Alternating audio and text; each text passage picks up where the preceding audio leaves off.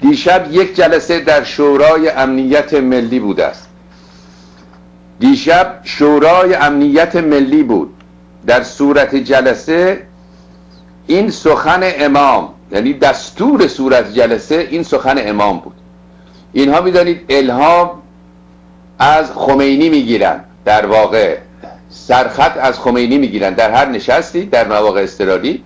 ببینیم امام چه کرد ما همون کارو میکنیم. نقل قولی است از خمینی لعنت الله که در سال 61 در باب گویا مجاهدین گفته است که اگر انقلابی بودیم اجازه نمیدادیم اینها اظهار وجود کنند.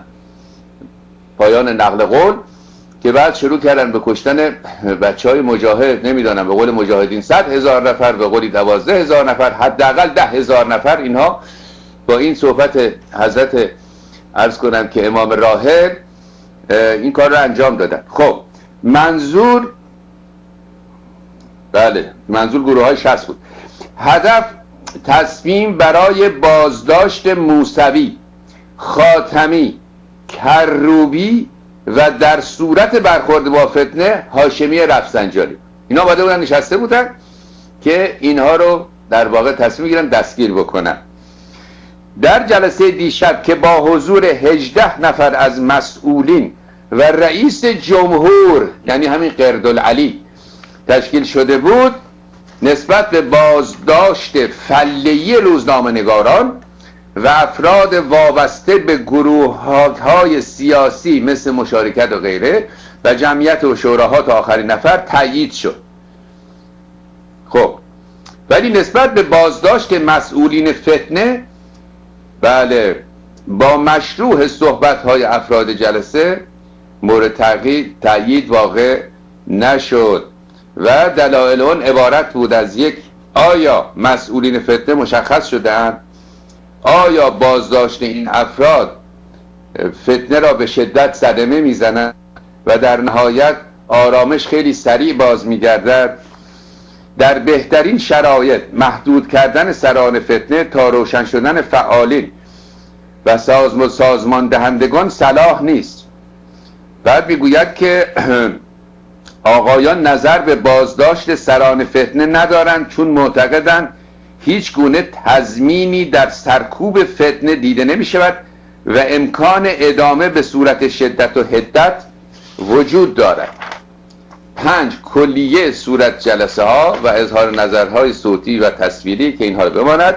در صورت ادامه فتنه و با عنایت به تمرد نیروهای تحت نظر بالاخص یگان ویژه و بسیج با تقاضای یکی از افراد حاضر در جلسه و نماینده آقا حجازی و همچنین صحبت‌های سردار نقدی و سردار فیروزآبادی و تأیید سردار جعفری، ورود برادران رزمنده حماس و حزب الله و انصار سودانی به منظور حفظ نظم بلا مانع تشخیص داده شد و از زحمات برادران حماس و حزب الله مستقر در ایران اسلامی که در این چند ماه با حضور پرشور و حماسی خود به برادران مسلمان خود یاری رسانیدند، سپاسگزاری و جوایزی برای آنها در نظر گرفته شد و همچنین تشکیل جلسه شورای عالی امنیت ملی ضروری تشخیص داده شد که وقت اون بعداً اعلام خواهد شد. در این جلسه از 87 نفر کشته فتنه‌گران روز عاشورا گزارش شد. 87 نفر کشتن در روز عاشورا. بعد میگوید که 3 گزارش ناجا در خصوص حمله وسیله نقلیه ناجا به فتنه‌گران از عملیات دستوری بوده. 4 گزارش فرماندهی کل حفاظت و حراست سپاه پاسداران در مورد خروج 3 فروند پرواز اضطراری از خانواده‌های مسئولین و فرماندهان به سوریه مورد بررسی قرار گرفته شد که با همان پروازها رزمندگان و برادران اسلامی را به ایران بیاورند.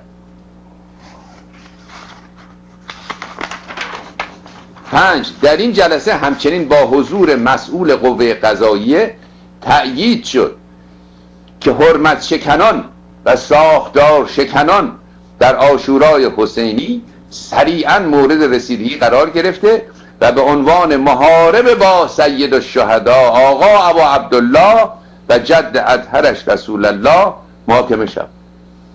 این چکیده و خلاصه 6 ساعت بحث و بررسی در شورای امنیت ملی بوده است.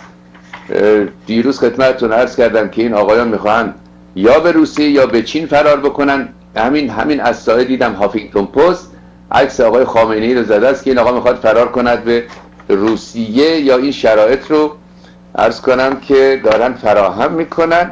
منتظر خبرهای دیگری هم هستیم. به محضی که این خبرها برسد به خدمت شما عرض خواهیم کرد.